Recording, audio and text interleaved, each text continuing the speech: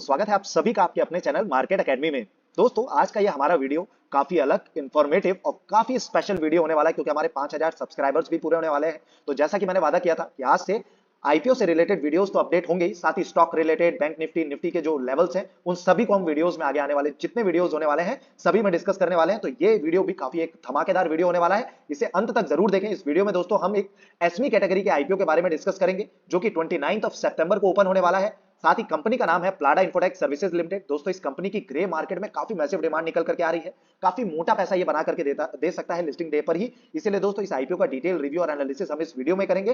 साथ ही दोस्तों bank Nifty, Nifty के लेवल्स को भी जानेंगे कि किस तरीके से आगे आने वाले इस वीक में निफ्टी और बैंक निफ्टी परफॉर्म कर सकते हैं। साथ ही ये भी जानेंगे कि कौन से ऐसे सेक्टर्स हैं जिसमें एक्चुअल में वैल्यू निकल करके आ रही है, सही वैल्यूएशन पे आकर के वो रुके हुए हैं कि अगर अभी इस वक्त आप उसमें इन्वेस्ट करते हैं तो उसमें काफी अच्छे प्रॉफिट जनरेट कर सकते हैं आप। साथ ही दोस्तों ऐसे कुछ स्टॉक्स को भी पिक करेंगे जो कि चार्ट जिनका काफी स्ट्रांग निकल करके आ रहा है, जिनके पास कुछ मैसिव डील्स आई हुई हैं, और ऐसी न्यूज को भी डिस्कस करेंगे स्टॉक मार्केट रिलेटेड जो कि आपके बहुत ज्यादा काम आने वाली है। तो दोस्तों एक बहुत ही फुल पैक धमाकेदार ये वीडियो होने वाला है, इसे प्लीज अंत तक जरूर देखें। और दोस्तों चैनल को सब्सक्राइब जरूर कर लें। आप देखेंगे कि हमारे इस चैनल में सारे ही आईपीओ का डिटेल रिव्यू और एनालिसिस का वीडियो हम रेगुलर बेसिस पे अपलोड करते हैं। साथ ही स्टॉक मार्केट रिलेटेड जो भी न्यूज और इवेंट होते हैं उन्हें भी कवर करते हैं। तो दोस्तों आप वीडियो को जरूर लाइक करिए, सब्सक्राइब करिए चैनल को, साथ ही बेल आइकन को क्लिक करके ऑल के नोटिफिकेशन को टैप करना ना भूलें ताकि आपको हमारे वीडियोस के इंपॉर्टेंट नोटिफिकेशन समय से मिलते रहें। चलिए दोस्तों बिना देरी के वीडियो को स्टार्ट करते हैं। सबसे पहले आईपीओ रिलेटेड जो एनालिसिस है उसको कैरी करते हैं।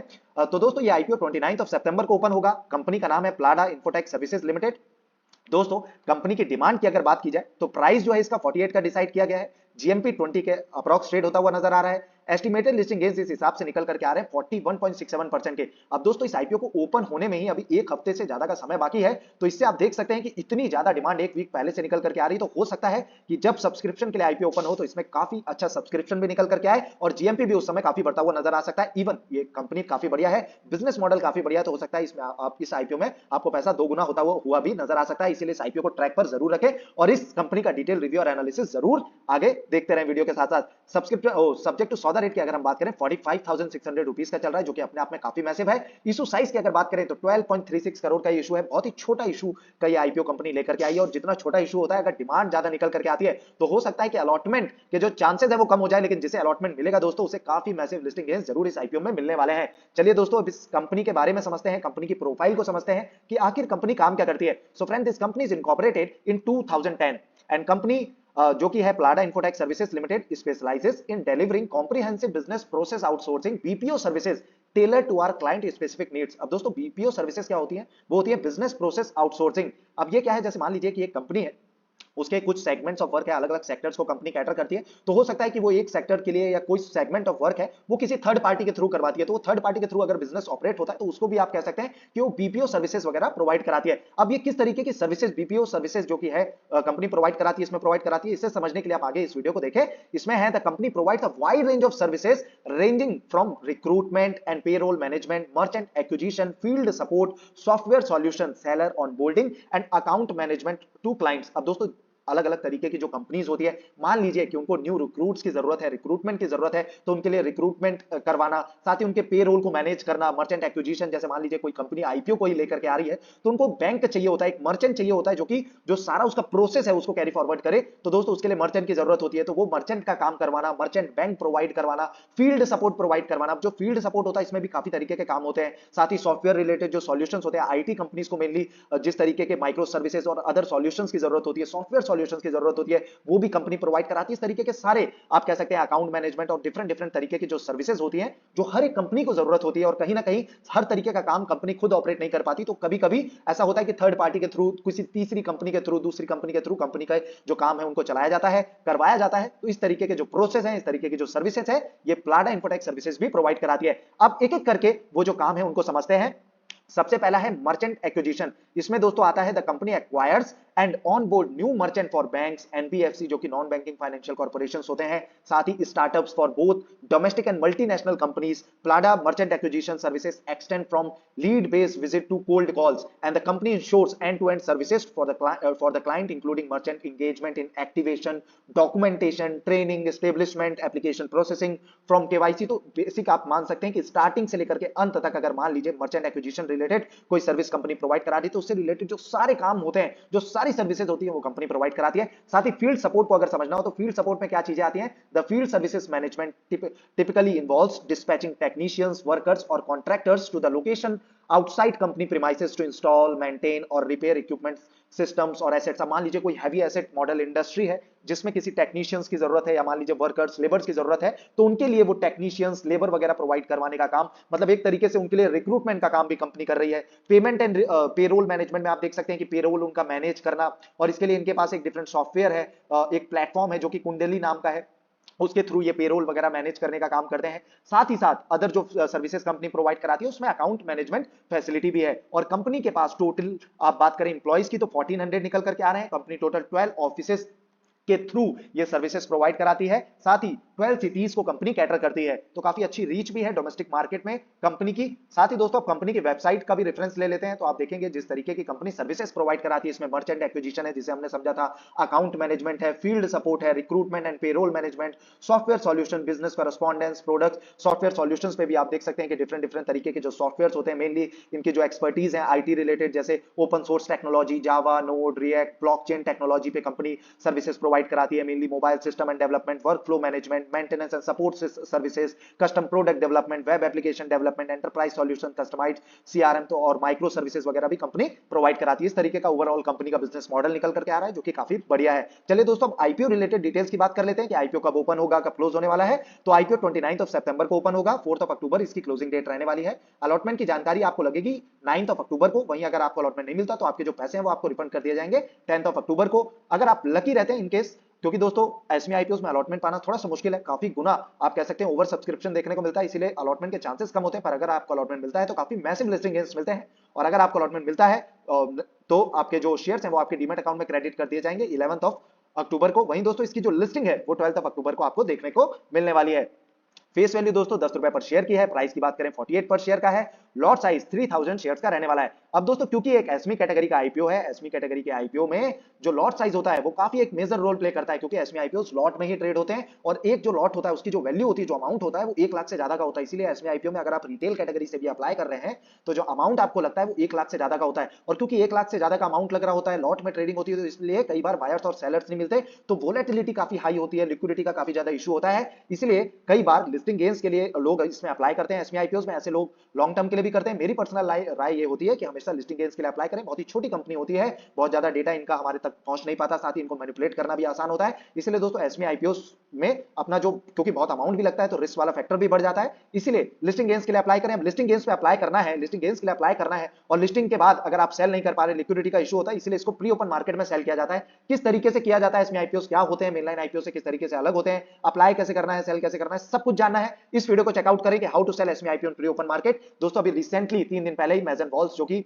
एसमी कैटेगरी का आईपीओ था, 90% के प्रीमियम पे वो लिस्ट हुआ, 1,10,160 रुपए का मुनाफा इसने लिस्टिंग डे पर ही बना करके दिया। मुझे खुद को भी पर्सनली अलॉट हुआ था। इसको किस तरीके से मैंने प्री ओपन मार्केट में जीरोधा के अकाउंट के थ्रू सेल किया, आप इस वीडियो को चेकआउट करेंगे तो जान सकते हैं। साथ ही एसमी आईपीओ क्या होते हैं उनसे रिलेटेड इस वीडियो को देखने के बाद आपको एक सिंगल क्वेरी भी नहीं रहेगी, और अगर रह जाती है तो प्लीज कमेंट सेक्शन में रेज करें, I will be very happy to help you out in that. चलिए दोस्तों वीडियो में आगे बढ़ते हैं, पर इस वीडियो को जरूर इस वीडियो के बाद चेकआउट करना ना भूलें। टोटल इशू साइज की बात करें 12.36 करोड़ का इशू रहने वाला है, जो कि पूरा का पूरा फ्रेश इशू है, इसमें ऑफर फॉर सेल कुछ भी नहीं है, ये भी काफी पॉजिटिव पॉइंट है। फिक्स्ड प्राइस इशू आईपीओ रहने वाला है, जिसकी लिस्टिंग आपको एनएसई एसमी में देखने को मिलने वाली है। आईपीओ के लॉट साइज की बात करें, जैसा कि हमने देखा था कि एक लॉट में 3000 शेयर रहने वाले हैं। अगर आप रिटेल कैटेगरी से अप्लाई करते हैं तो अमाउंट लगेगा 1,44,000 रुपीज का, वहीं अगर 2 लॉट के लिए अप्लाई करते हैं तो शेयर्स हो जाएंगे 6000, अमाउंट हो जाएगा 2,88,000 रुपीज का, और आप आ जाएंगे एचएनआई कैटेगरी में। वहीं दोस्तों आईपीओ के रिजर्वेशन की बात करें तो इसमें क्यूआईबीज का कोई कोटा नहीं है, 50% का जो कोटा है वो एचएनआई के लिए रिजर्व किया गया है, और बाकी बचा जो 50% का कोटा है वो रिटेल कैटेगरी इन्वेस्टर्स के लिए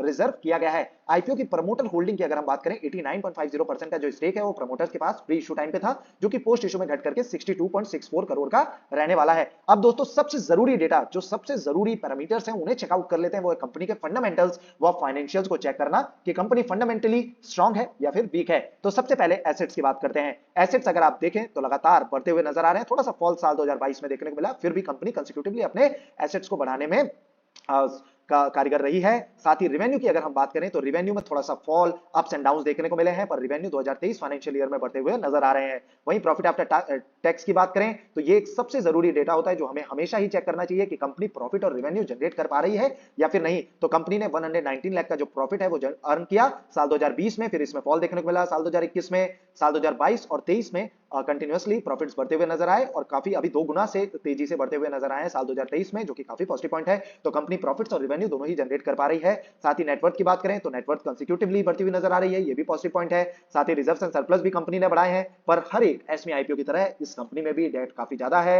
अगर डेट टू इक्विटी रेशियो की हम बात करें तो 2.2 का निकल करके आ रहा है, जो कि अपने आप में काफी ज्यादा है। बहुत ही कंसर्न वाला ये फैक्टर कंपनी के साथ एसोसिएटेड है, इसीलिए मैं हमेशा कहता हूं कि लॉन्ग टर्म के लिए एसमी आईपीओ में अप्लाई ना करें। अब दोस्तों एक हमारे सब्सक्राइबर है, उनका हमारे पास ये मैसेज आया कमेंट सेक्शन में, उन्होंने लिखा कि अगर हमें लॉन्ग टर्म के लिए अप्लाई नहीं करना तो इतना सारा डिटेल्स क्यों चेक करना। अब दोस्तों हमारे जो सब्सक्राइबर उनमें हर तरीके के लोग हैं, मेनलाइन आईपीओस को भी हम कवर करते हैं, एसमी आईपीओस को भी हम कवर करते हैं, स्टॉक रिलेटेड जानकारी भी देते हैं, तो हम तो डिटेल एनालिसिस देते हैं। बाकी आपका पैसा है, आपको कौन से डेटा, कौन से किस तरीके से आपको कन्विक्शन मिलता है किसी आईपीओ में अप्लाई करने के लिए, सारा डेटा देख करके या फिर सिंगल किसी एक पर्टिकुलर डेटा को देख करके, जीएमपी को देख करके, तो आप उस तरीके से अपना जो पैसा है उसको अप्लाई कर सकते हैं। फिर भी दोस्तों खुद के कन्विक्शन के साथ, खुद की ओन रिसर्च करके और अपने फाइनेंशियल एडवाइजर की सलाह लेने के बाद ही कभी किसी आईपीओ में अप्लाई करें या कंपनी में इन्वेस्ट करें। अब दोस्तों पी रेशियो की अगर बात करें तो 12.31 का निकल करके आ रहा है, जो कि अपने आप में काफी रीजनेबल पी रेशियो है। आरओई की बात करें, रिटर्न ऑन इक्विटी 37% का कंपनी ऑफर करती है, रिटर्न ऑन कैपिटल एम्प्लॉयड 21% का है, अर्निंग पर शेयर 3.9 का है, रिटर्न ऑन नेटवर्थ 31.07% का निकल करके आ रहा है। अब दोस्तों पी रेशियो वाइज कंपनी का जो पीयर कंपैरिजन है ये करना भी काफी जरूरी हो जाता है। तो प्लाडा इंफोटेक की अगर बात करें तो 12.31 का पी रेशियो है। बाकी इसी सेक्टर को, इसी कैटेगरी को बिलोंग करने वाली जो बाकी कंपनीज मार्केट में लिस्ट हैं, फर्स्ट सोर्स सॉल्यूशंस लिमिटेड की बात करें उसका पी रेशियो 13 का है। साथ ही इसी क्लर्क सर्विस लिमिटेड की बात करें तो 13.28 का इसका भी पी रेशियो निकल करके आ रहा है। दोस्तों बहुत ही फंडामेंटली स्ट्रॉन्ग कंपनी है इसी क्लर्क्स, ये कोई बाइंग रिकमेंडेशन नहीं है, फिर भी दोस्तों मैं बताऊंगा काफी फंडामेंटली स्ट्रॉन्ग कंपनी है। तो दोस्तों अगर इसका 13 का है और इसका 12 का निकल करके आ रहा है तो ये भी एक कंसर्न वाला फैक्टर है, कहां ये एक मेनलाइन कैटेगरी की कंपनी है, कहां ये एसमी कैटेगरी की कंपनी है।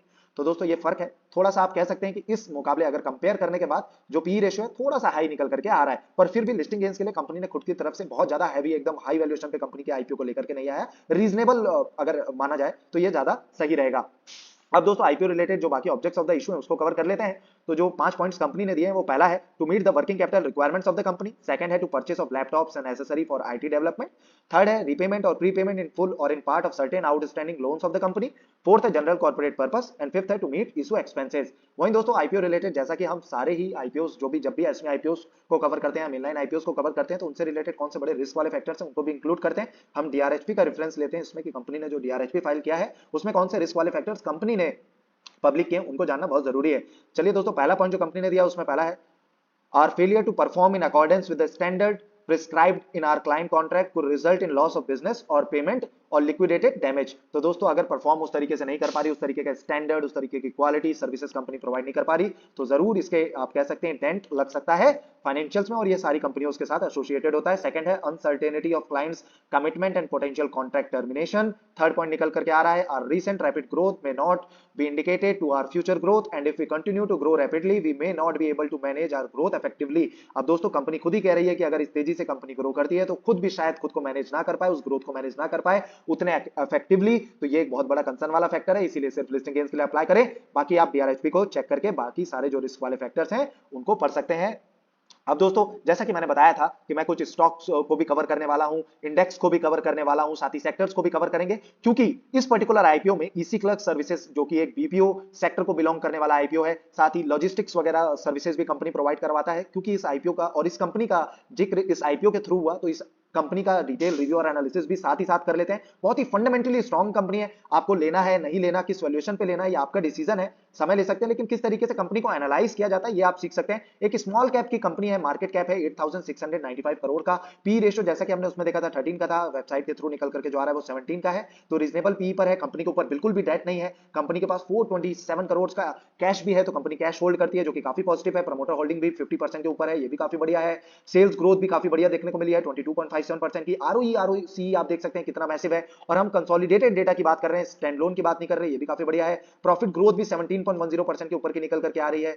अब दोस्तों 5 ईयर के चार्ट्स की अगर हम बात करें तो आप देख सकते हैं कि ऑल टाइम हाई के आसपास चल रही है। तो वैल्यूएशन वाइज अगर बात करनी है तो उसके लिए पी रेशियो को चेक किया जाता है। वैल्यूएशन दोस्तों ऑल टाइम हाई जो इसका वैल्यूएशन था वो 35 के अप्रॉक्स था, अभी ये करंटली 17 टू 22 के बीच ट्रेड होती हुई नजर आ रही है। तो वैल्यूएशन वाइज कंपनी सही है and price wise all time high के ऊपर जाती हुई नजर आ रही है। तो हो सकता है कि अच्छा स्ट्रेंथ और अच्छे अभी प्राइस एप्रिसिएशन देखने को अभी भी इस पर्टिकुलर कंपनी में मिल सकता है। पर दोस्तों हम किसी बाइंग रिकमेंडेशन के लिए इसको कवर नहीं कर रहे हैं, एजुकेशनल पर्पस से कवर कर रहे हैं, क्योंकि खुद इस आईपीओ के थ्रू इस कंपनी का जिक्र हुआ, इसीलिए इसको चेक करना जरूरी है। और मैं बहुत समय से इस कंपनी को ट्रैक कर रहा हूं, फंडामेंटली काफी स्ट्रॉन्ग कंपनी है। तो आप एजुकेशनल पर्पस से इस आईपीओ को और इस कंपनी को भी अपने ट्रैक पर रख सकते हैं। वहीं दोस्तों एबिटा की बात करें तो 10.88 का निकल करके आ रहा है। इसका अगर पीयर कंपैरिजन किया जाए तो पी रेशियो बाकी जो पीयर कंपनीज हैं उनके मुकाबले भी काफी अच्छा निकल करके आ रहा है। कंपनी का आरओई आरओसी अगर आप देखें तो वन ऑफ द बेस्ट है। कंपनी जो ऑफर करती है स्कैम्स के बाद, जो कि एक सर्विस रिलेटेड ही कंपनी है, म्यूचुअल फंड वगैरह की जो सर्विसेज है वो कंपनी प्रोवाइड कराती है एंड उनको मैनेज करने का काम करती है, एक प्लेटफॉर्म बेसिस कंपनी है।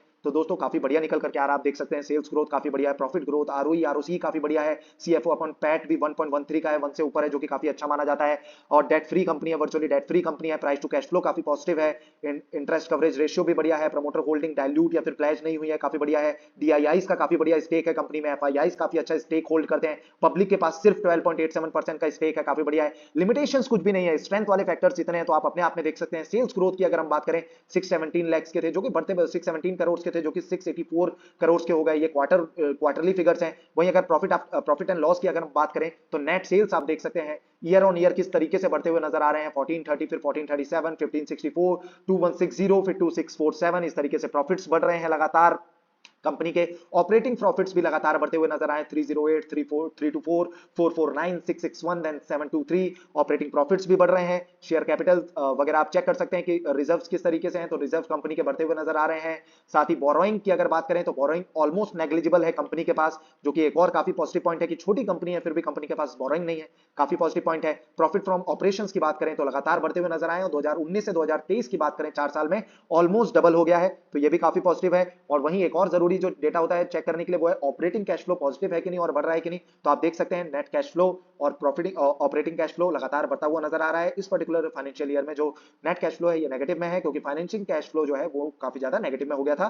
और दोस्तों डिविडेंड वगैरह कंपनी जो ऑफर करती है कि नहीं करती है, तो डिविडेंड ऑलमोस्ट कंपनी ऑफर नहीं करती है, जीरो का ही ऑलमोस्ट निकल करके आ रहा है, क्योंकि कंपनी जो अपने पैसे है उसको इन्वेस्ट करके आगे जो कंपनी की ग्रोथ है उसमें लगाने पर ज्यादा फोकस निकल करके आ रही है। और छोटी कंपनी है तो अपने ऊपर ही लगाएगी, प्राइस एप्रिसिएशन मिलेगा तो वो ज्यादा इफेक्टिव रहने वाला है शेयर होल्डर्स के लिए भी। दोस्तों आप देख सकते हैं काफी फंडामेंटली स्ट्रॉन्ग कंपनी है। तो अब इसका जो वैल्यूएशन वाइज जो बाकी डिटेल्स है, प्राइस किस प्राइस पे आपको लेना सही रहेगा, ये हम आगे चल करके बाकी वीडियोस में कवर करेंगे। अभी दोस्तों बाकी जो और स्टॉक्स अभी इस समय मार्केट में काफी अच्छे चल सकते हैं, चार्ट वाइज काफी स्ट्रॉन्ग निकल करके आ रहे हैं, उनको भी डिस्कस कर लेते हैं। तो दोस्तों एक ऐसा ही स्टॉक है जेंट टेक्नोलॉजी। दोस्तों एंटी ड्रोन रिलेटेड जो सर्विसेज हैं और जो मैन्युफैक्चरिंग है वो कंपनी बनाती है, एंटी ड्रोन सर्विसेज प्रोवाइड करवाती है कंपनी डिफेंस को। और अभी डिफेंस से ही गवर्नमेंट ऑफ इंडिया से कंपनी को ऑलमोस्ट 2 करोड़ प्लस का एक 200 करोड़ प्लस का एक प्रोजेक्ट भी मिला है, एक डील भी मिली है एंटी ड्रोन सिस्टम रिलेटेड ही। तो दोस्तों ये भी काफी पॉजिटिव पॉइंट है। वहीं दोस्तों काफी तेजी से इस कंपनी ने ग्रो किया है, ऑलमोस्ट इस कंपनी ने मुझे ऑलमोस्ट दोस्तों 300% का रिटर्न दिया, ऑलमोस्ट 3 टाइम्स हो गया था, वहां से कुछ करेक्शन देखने को मिला, अभी 220% के अप्रॉक्स के जो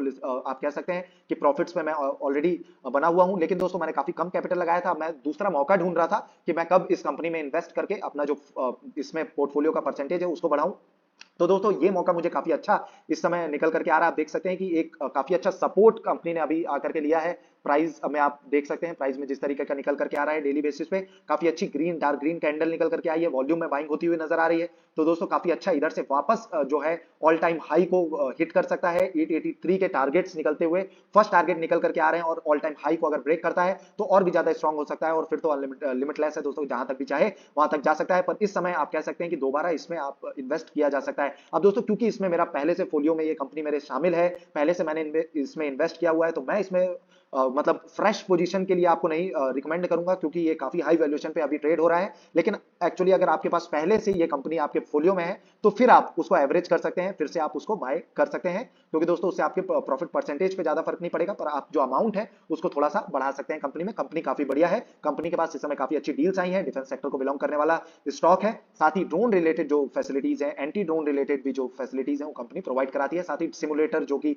फायरिंग रिलेटेड है और डिफेंस रिलेटेड बाकी सारी जो चीजें हैं उनको भी कंपनी कैटर करती है, काफी बढ़िया कंपनी ये है। अब दोस्तों बात कर लेते हैं बाकी और भी जो सेक्टर्स हैं जो कि अभी काफी स्ट्रांग निकल करके आ रहे हैं। तो दोस्तों इसमें से एक सेक्टर है पीएसयू बैंक्स का। दोस्तों पीएसयू बैंक इस समय काफी अच्छा परफॉर्म कर रहे हैं, आप देख सकते हैं कि ऑल टाइम हाई पे चल रहा है और वहां से सपोर्ट लेकर के वापस से ऑल टाइम हाई को ब्रेक करता हुआ निकल करके आ रहा है। काफी स्ट्रॉन्ग पीएसयू बैंक इस समय दिख रहे हैं। पर दोस्तों क्योंकि काफी अच्छा रनअप पीएसयू बैंक ने इस समय दिया है, तो जब भी आप इसमें इन्वेस्ट करते हैं या फिर आप स्विंग ट्रेड वगैरह भी लेते हैं तो काफी सोच समझ के लें। इस समय अगर बात करें तो मैंने पर्सनली यूनियन बैंक में अपनी ट्रेड को इनिशिएट किया है। आप कह सकते हैं ट्रेड, क्योंकि थोड़े लॉन्ग टर्म तक मैं होल्ड करने वाला हूं, तो काफी लंबा ये पीरियड रहने वाला है। क्योंकि अगर आप इसके 1 मंथ के चार्ट की बात करें, चार्ट जो 1 मंथ का अगर हम चेकआउट कर रहे हैं तो उस हिसाब से हमें समय भी देना होगा। तो आप देख सकते हैं कि inverted head and shoulder pattern निकल करके आ रहा है कंपनी के साथ। साथ ही दोस्तों कप एंड हैंडल पैटर्न भी दिख रहा है मंथली बेसिस पे, जिसको ब्रेक करता हुआ नजर आ रहा है प्राइस।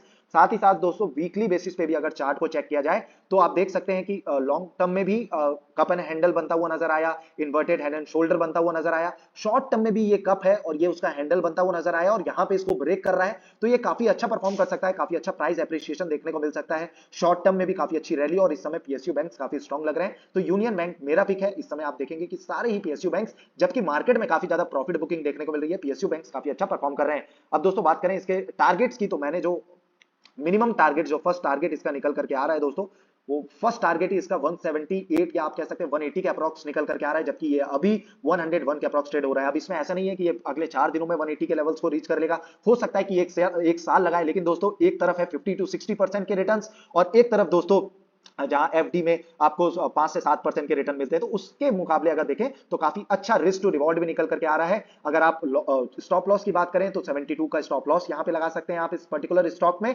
साथ ही आप मिनिमम 180 के टारगेट्स के लिए इसको होल्ड कर सकते हैं।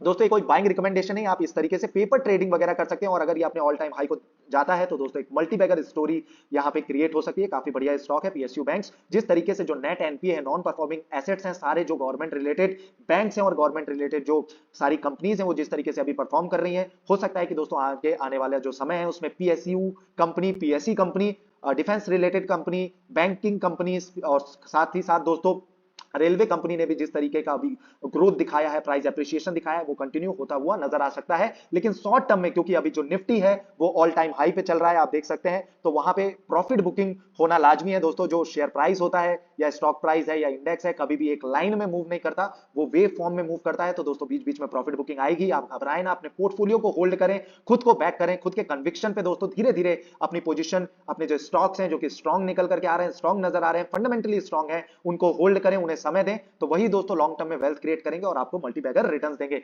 बाकी दोस्तों अगर निफ्टी की बात की जाए, निफ्टी 50 की बात की जाए, जो इंडेक्स है उसमें काफी अच्छा आप देख सकते हैं कि मंथली उतना ज्यादा कुछ वीक निकल करके नहीं आ रहा, माइनर प्रॉफिट बुकिंग निकल करके आ रही है। लेकिन अगर वीकली कैंडल की बात की जाए तो एक मारोबोजू कैंडल बनती हुई नजर आ रही है अपने ऑल टाइम हाई से, जहां आप कह सकते हैं कि निफ्टी ऑल टाइम हाई को ब्रेक करके जिस तरीके से लग रहा था कि अब ये रैली रुकेगी नहीं, तो दोस्तों यहाँ पे काफी एक अच्छी प्रॉफिट बुकिंग देखने को मिली। नेट एफआईआईज ने सेलिंग की है पूरे ही मंथ में, सितंबर के महीने में। तो दोस्तों एफआईआईज भी सेलिंग कर रहे हैं, कनाडा रिलेटेड जो इश्यूज भी चल रहे थे धीरे धीरे वो भी शॉर्ट आउट हो रहे हैं। तो दोस्तों हो सकता है कि ये प्रॉफिट जो बुकिंग है वो तो नॉर्मली बीच बीच में आती रहती है, ऑल टाइम हाई पे थी, तो कुछ लोग जरूर प्रॉफिट बुकिंग करेंगे। और दोस्तों जब भी कभी निफ्टी हो, बैंक निफ्टी हो, कोई इंडेक्स हो, जब वो अपने लॉन्ग टर्म एक रैली देने जाता है ना, कोई ये बुल रैली देने जा रहा होता है, बुल चल रहा होता है, तो बीच बीच में जो सारे कीड़े आ रहे होते हैं, इंसेक्ट्स आते हैं ना, उनको एक बार के थोड़ा सा वाइब्रेट करके सारों को हटाता है कि जो टेम्पररी बेसिस पे आए हुए हैं, जिनके पास खुद का कन्विक्शन नहीं है, वो होल्ड ना कर पाए, उसके बाद वो वहां से रैली देता है। इसलिए दोस्तों कभी भी किसी भी कोई भी आपको बोले कि अपने पोर्टफोलियो को सेल कर दो, पोर्टफोलियो को कभी सेल नहीं करना है। हाँ ये हो सकता है कि बीच बीच में बाइंग करनी है, कब नहीं करनी है, ये देख करके करना है। ऑल टाइम हाई पे बाय ना करें, थोड़ा सा समय लें। अभी अगर निफ्टी 50 की बात की जाए तो इसका जो सपोर्ट निकल करके आ रहा है, जिस तरीके से ट्रेड होता हुआ नजर आ सकता है, अभी सबसे पहला जो सपोर्ट है वो है दोस्तों 50 डे एक्सपोनेंशियल मूविंग एवरेज का सपोर्ट, जो कि 19,550 का लेवल है। यहां पर यहां आने के बाद आप देख सकते हैं कि यहां पे आपको जरूर सपोर्ट लेता हुआ दिखेगा निफ्टी 50। अभी प्रेजेंटली थोड़ा सा वीक जरूर नजर आ रहा है, काफी अच्छी प्रॉफिट बुकिंग देखने को मिली है निफ्टी 50 में, जो कि एक हेल्दी करेक्शन है। बीच बीच में करेक्शन आता है तो जो स्टॉक्स होते हैं उनका जो झाग है वो हट जाता है और सही वैल्यूएशन पे वो मिलने लगते हैं। इसी तरीके से दोस्तों अगर निफ्टी बैंक की हम बात करें, बैंक निफ्टी की बात करें, तो देख लेते हैं कि उसमें किस तरीके के लेवल्स निकलते हुए नजर आ रहे हैं। तो निफ्टी बैंक में अगर थोड़ा सा लॉन्ग टर्म की हम बात करें तो अगर उसमें करेक्शन और देखने को मिलता है तो जो लेवल रहने वाला है, जो कि स्टॉप लॉस आप कह सकते हैं कि लॉन्ग टर्म के लिए आप होल्ड कर सकते हैं, इसके नीचे थोड़ा सा एक और मैसिव गिरावट देखने को मिल सकती है और इस समय एचडीएफसी बैंक काफी वीक निकल करके होता हुआ नजर आ रहा है। तो दोस्तों ये लेवल है 43,673 का लेवल। यहां पे आकर के हो सकता है कि अभी इस वीक नहीं, एक दो वीक में होल्ड करे, लेकिन इस लेवल तक निफ्टी जो बैंक है वो आता हुआ नजर आ सकता है। थोड़ा सा वीक जरूर निकल करके आ रहा है। तो दोस्तों दोनों में ही आप देख सकते हैं कि प्रॉफिट बुकिंग देखने को मिल रही है, लेकिन दोस्तों आप देखेंगे कि निफ्टी जो बैंक है वो एक लाइन को फॉलो कर रहा है, अभी से कोरोना के बाद से एक लाइन को फॉलो कर रहा है, उस लाइन को ब्रेक नहीं किया है। तो हो सकता है कि वापस इस लाइन तक बैंक निफ्टी आए और उसके बाद वहां से रिटेस्ट करके वापस अपने ऑल टाइम हाई तक रीच करता हुआ नजर आ सकता है। तो दोस्तों इस तरीके का निफ्टी 50 और निफ्टी जो बैंक है उसमें व्यू पॉइंट निकल करके आ रहा है। वहीं दोस्तों एक सेक्टर की बात कर लेते हैं, जैसा कि हमने पीएसयू बैंक्स में देखा, पीएसयू बैंक्स काफी स्ट्रॉन्ग निकलते हुए नजर आ रहे हैं, काफी स्ट्रेंथ शो कर रहे हैं, चार्ट में काफी बढ़िया है। सारे पीएसयू बैंक्स के जो स्टॉक्स हैं इस सेक्टर को बिलोंग करने वाले वो काफी ज्यादा भाग रहे हैं। इसी तरीके का एक रनअप दोस्तों बहुत जल्द आपको देखने को मिल सकता है निफ्टी आईटी में, जहां दोस्तों निफ्टी ऑल टाइम हाई पे था, निफ्टी 50 ऑल टाइम हाई को रीच किया, साथ ही bank Nifty all time high तक गया। वहीं दोस्तों निफ्टी आईटी जो है वो अभी ऑल टाइम हाई को नहीं गया है। फिबोनाची लेवल दोस्तों आप देख सकते हैं 0.236 पर है, यहां पे सपोर्ट लिया है। अगर यहां से थोड़ा सा रीटेस्ट के बाद आपको पोटेंशियल देखने को मिलता है, थोड़ी सी और बाइंग आती है ओवरऑल इंडेक्स में या स्टॉक्स पर्टिकुलरली टीसीएस इन्फोसिस जो कि हैवी आप कह सकते हैं कि इंडेक्स स्टॉक्स हैं इस पर्टिकुलर इंडेक्स के निफ्टी आईटी के। तो अगर वो जाता है तो जो दोस्तों ऑल टाइम हाई रीच करने में बिल्कुल ही समय नहीं लगेगा, जो कि नेक्स्ट लेवल इसका निकल करके आ रहा है 39,581 का, ये फिबोनाची लेवल वाइज है। अब दोस्तों बाकी अगर आप सीखना चाहते हैं किस तरीके से टेक्निकल एनालिसिस की जाती है, फंडामेंटल एनालिसिस की जाती है, तो दोस्तों आप हमारी बनी हुई इस प्लेलिस्ट को जरूर चेकआउट कर सकते हैं। हमने सारे आईपीओ रिलेटेड जो एनालिसिस है, एक एक पर्टिकुलरली डेडिकेटेड आईपीओ रिलेटेड जो एनालिसिस है उसके लिए हमने एक अलग से सेपरेट प्लेलिस्ट बनाई है आईपीओ एनालिसिस की, उसको चेकआउट कर सकते हैं। फंडामेंटल एनालिसिस सीखना चाहते हैं बिल्कुल बेसिक से तो इस प्लेलिस्ट को चेकआउट कर सकते हैं। टेक्निकल एनालिसिस सीखना चाहते हैं तो इस प्लेलिस्ट को चेकआउट कर सकते हैं। दोस्तों इस तरीके से आप स्टॉक मार्केट में जिस तरीके की जो एजुकेशन है उसको ले सकते हैं, और जब आप मार्केट में समय देंगे, एजुकेशन को ग्रैस्प करेंगे, तो दोस्तों लॉन्ग टर्म में आप रियली वेल्थ को क्रिएट कर सकते हैं और आप सच में मल्टीपैकर जो स्टॉक्स होते हैं, जो फंडामेंटली स्ट्रॉन्ग स्टॉक्स होते हैं, उनमें आपको कन्विक्शन आएगा और आप जब धीरे धीरे करके उनमें इन्वेस्ट करते जाएंगे, चाहे वो लमसम हो या एसआईपी के रूप में हो, धीरे धीरे आप खुद उस स्टॉक्स को बाय करें, तब दोस्तों वो लॉन्ग टर्म में वेल्थ क्रिएट करके देगा और उससे आप एक्चुअल पोटेंशियल स्टॉक मार्केट जो कि होल्ड करता है उसको समझ पाएंगे। बाकी दोस्तों अगर ये वीडियो इन्फॉर्मेटिव लगा, उस तरीके के वीडियो आपको और देखना चाहते हो, तो दोस्तों आप प्लीज वीडियो को लाइक करें, चैनल को सब्सक्राइब करें, बेल आइकन को क्लिक करके ऑल के नोटिफिकेशन को टैप करें। साथ ही दोस्तों अगर वीडियो इन्फॉर्मेटिव लगा हो और बाकी दोस्त अगर कोई आपके आईपीओस में अप्लाई करते हैं या फिर स्टॉक रिलेटेड जो एनालिसिस है उसको जानना चाहते हैं, तो प्लीज अपने दोस्तों के साथ भी इस वीडियो को शेयर करना ना भूलें। धन्यवाद दोस्तों, इस वीडियो को अंत तक देखने के लिए। काफी लेंथी वीडियो ये था। जय तू भारतम।